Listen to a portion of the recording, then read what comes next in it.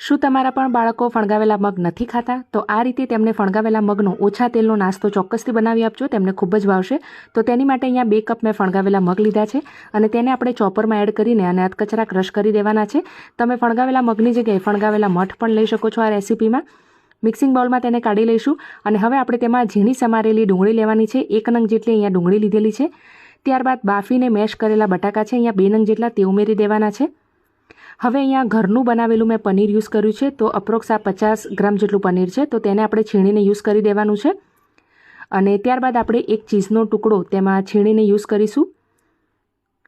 હવે આપણે તેમાં થોડા ડ્રાય સ્પાઇસીસ એડ કરીશું. સ્વાદ પ્રમાણે મીઠું એડ કરીએ, અડધી ચમચી કાળા મરીનો પાવડર એડ કરીશું, અડધી ચમચી ઓરેગાનો અને અડધી ચમચી ચીલી ફ્લેક્સ ઉમેરીશું. અને બાઇન્ડિંગ માટે 2 ચમચી અહીંયા ચોખાનો લોટ ઉમેરીશું. ચોખાનો લોટ ના હોય તો તમે બેસન પણ લઈ શકો. કોથમીર અને બ્રેડ ક્રમ્સ જરૂર પડે તેમ આપણે ઉમેરીને અને તેનો એક ટાઈટ ડો બાંધી દેવાનો છે.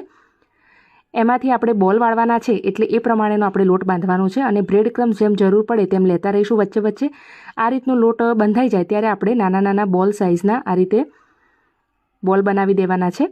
તો આ રીતે બધા જ બોલ બનાવીને આપણે તૈયાર કરી દઈશું. અને જો તમારે તળવા હોય તો તમે તળી પણ શકો છો, પણ મેં અહીંયા અપ્પમના જે પેન છે એમાં અડધી ચમચી જેટલું તેલ ઉમેરીને અને બંને બાજુથી તેને એકદમ સરસ રીતે શેકી લીધા છે. તો બાળકોના લંચ બોક્સ માટે એકદમ પરફેક્ટ રેસીપી છે. તેમને ખ્યાલ પણ નહીં આવે કે તે ફણગાવેલા મગ ખાઈ રહ્યા છે. તો આ રીતે બંને બાજુથી એકદમ સરસ મજાના ગોલ્ડન બ્રાઉન થાય ત્યારે આપણે તેને બહાર કાઢી લઈએ. અને જો તમારે તળવા હોય તો આ રીતે તળી પણ શકો છો. તળતી વખતે તે બિલકુલ તૂટશે પણ નહીં. હવે સાથે સર્વ કરવા માટેની ચટણી બનાવી લઈએ. તેની માટે અહીંયા લીલા મરચાં, લસણની કળી, ત્યારબાદ ફુદીનો, કોથમીર લીધેલું છે. અને ચટણીનું એકદમ સરસ બાઇન્ડિંગ આવે એની માટે અહીંયા ઝીણી સેવ ઉમેરવાની છે. ત્યારબાદ જીરું અને મીઠું ઉમેરવાનું છે સ્વાદ અનુસાર. અને હવે આપણે તેને પાણીથી નહીં પણ દહીંથી ગ્રાઇન્ડ કરીશું, જેના કારણે ચટણી એકદમ ક્રીમી બનીને તૈયાર થશે. તો ગ્રાઇન્ડ કરી લઈએ. અહીંયા આપણી એકદમ સરસ મજાની ગ્રીન ચટણી તૈયાર છે. તો હવે આપણે ગરમા ગરમ ફણગાવેલા મગના અપ્પમને સર્વ કરીએ. તો ચટણી અને અહીંયા ડુંગળીના સલાડ સાથે મેં તેને સર્વ કર્યું છે.